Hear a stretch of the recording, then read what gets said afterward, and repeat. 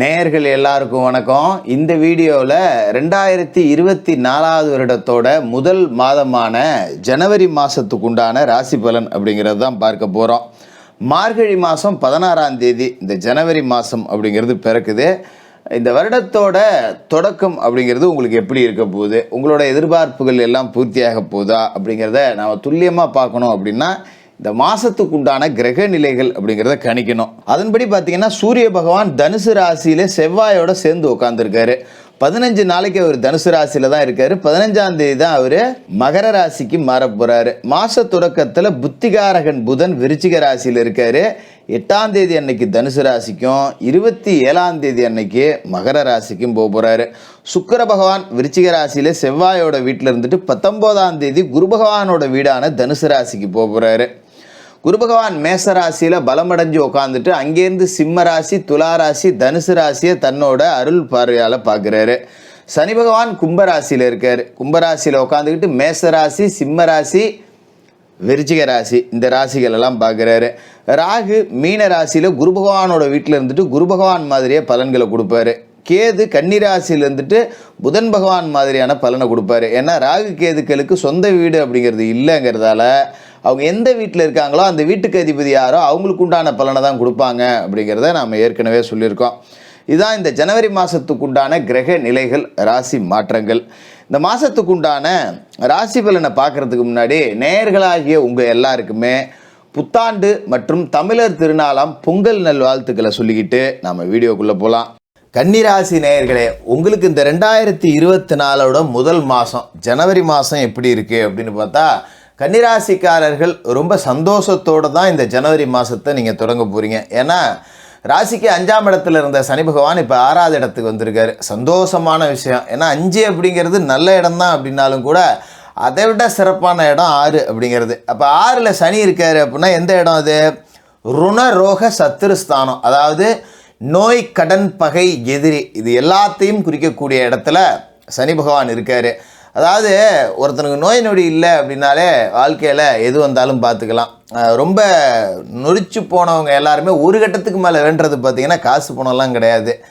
எனக்கு நோய் நொடி இல்லாத வாழ்க்கையை கொடுப்பா, இது எல்லாத்தையும் நான் பார்த்துக்கிறேன் அப்படின்னு தான் போய் கடவுள் முன்னாடி நின்று வேண்டுவாங்க. அப்படிப்பட்ட நோயை தீர்க்கக்கூடிய இடத்துக்கு சனி இருக்கார். இனிமேல் நோய் நொடி அப்படிங்கிறது நம்ம கிட்டக்கே அண்டாது. மற்ற கிரகங்கள் எந்த இடத்துல கிடந்தாலும் பரவாயில்ல. கன்னிராசிக்குள்ளேயே இப்போ கேது இருக்கார் அப்படிங்கிறதால சர்ப்பதோஷ பிடி இருக்குது. கலத்திரஸ்தானத்தில் ராகு இருக்கார், அஷ்டமஸ்தானத்தில் குரு இருக்கார்.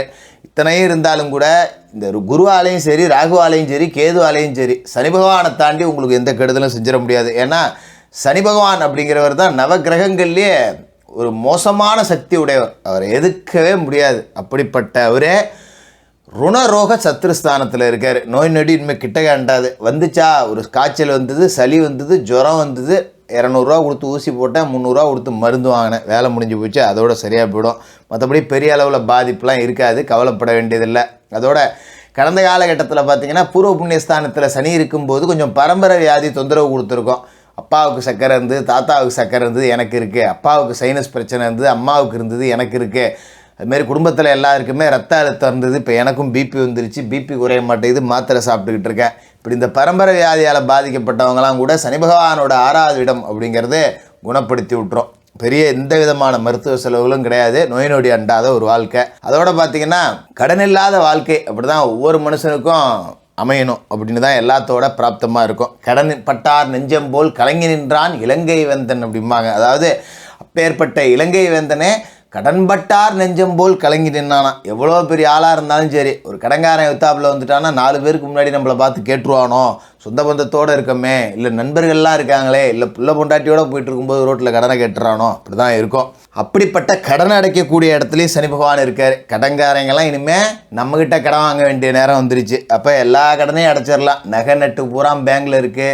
வட்டி கட்டுறதுக்கு நோட்டீஸ் வந்தாலே பொண்டாட்டி கற்றுன்னு கத்துறா, சண்டை வருது, எப்போ மூக்க போகிற, ஏது பண்ண போகிற, அதை கொண்டு அங்கே வச்சுட்டேன், இதை கொண்டு அங்கே வச்சுட்டேன், கடங்காரன் வீட்டுக்கு வரான், நீ இல்லாத நேரத்தில் வந்து கேட்குறான், நான் என்ன பண்ணுறது, இப்படி எல்லாமே பிரச்சனை வந்திருக்கும் வீட்டில். அது எல்லாமே அடிபட்டு போகுது.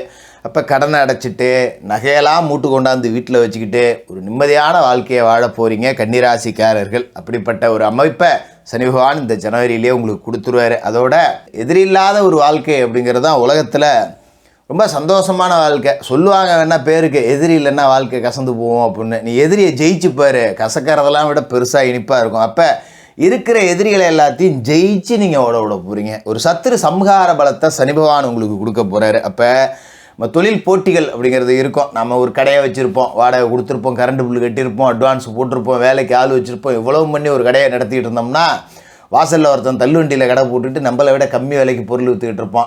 அவனுக்கு கரண்ட் இருக்காது, அவனுக்கு வாடகை இருக்காது, அட்வான்ஸ் இருக்காது, எதுவுமே இருக்காது. நம்ம இவ்வளோத்தையும் கொடுத்துட்டு வாங்கின கடனுக்கு வட்டி கட்ட வக்கு இல்லாமல் கடந்து தடுமாறிக்கிட்டு இருப்போம். அப்படிப்பட்ட எதிரிகள் எல்லாமே இப்போ திருச்சி ஓட போகிறாங்க. அதுமாரி நம்மளை எப்பயாவது ஆஃபீஸில் வேலையை விட்டு துரத்தணும் அப்படின்னே ஒரு கூட்டம் இருக்கும். இது வந்து கன்னிராசிக்காரர்களுக்கு மட்டும் இல்லை, எல்லா ராசிக்காரர்களுக்குமே இப்படி ஒரு கூட்டம் இருக்கும்.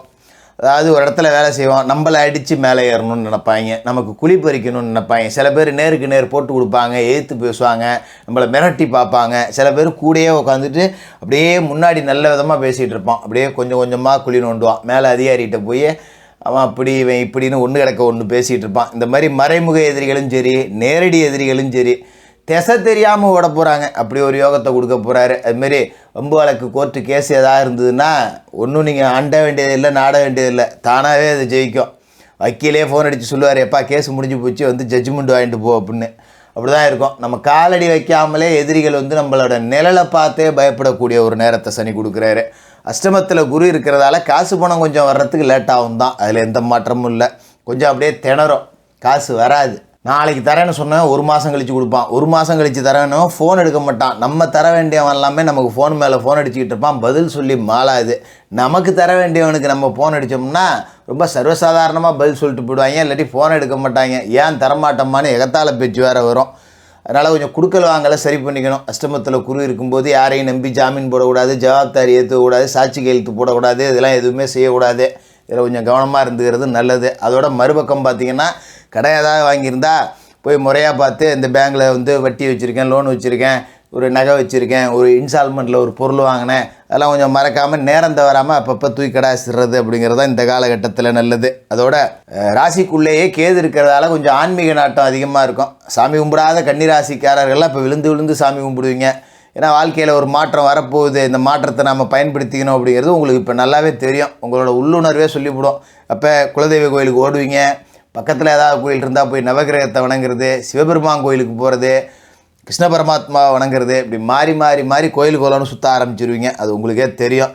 களத்திரத்தில் ராகு இருக்குது, விஷப்பாம்பு ராகு, சாதாரண பாம்பு இல்லை, விஷப்பாம்பு. களத்திர ஸ்தானங்கிறது கணவன் மனைவியை குறிக்கக்கூடிய ஸ்தானம் அப்படிங்கிறதால கணவன் மனைவிக்குள்ளே ஏகப்பட்ட சண்டை அப்படிங்கிறத கொடுப்பாரு. அப்போ நம்ம தான் கொஞ்சம் விட்டு கொடுத்து ஒதுங்கி போய் ஆகணும். இல்லைன்னா முடுக்குன்னா கோச்சிட்டு அந்த அம்மா ஓடி போவோம், இல்லைன்னா 2 நாளைக்கு சோறாக்காமல் பேசாது, 5 நிமிஷம் வாயை கொடுத்துட்டு 5 நாள் நமக்கு மன உளைச்சல் ஆகும். அப்போ தேவையில்லாமல் பிரச்சனையில் நாமளாக வளர்த்தக்கூடாது.